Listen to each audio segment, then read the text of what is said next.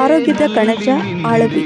ಇದು ಋತುಮತಿಯಾದವರಿಗೆ ಬಾಣಂತಿರುವಂತೂ 100% ತುಂಬಾ ಉಪಯೋಗಕಾರಿ ಮತ್ತು ಎಲ್ಲರಿಗೂ ಕೂಡ ಇದು ತುಂಬ ಯೂಸ್ಫುಲ್ ಅಂತ ಹೇಳ್ತಾ, ಇಲ್ಲಿ 2-3 ಟೀ ಸ್ಪೂನಷ್ಟು ಅಳವಿ ಇದನ್ನು ನೀರು ಹಾಕಿ ಸ್ವಲ್ಪ 2-3 ಗಂಟೆಗಳ ಕಾಲ ನೆನೆಸಲಿಕ್ಕೆ ಇಡಬೇಕು.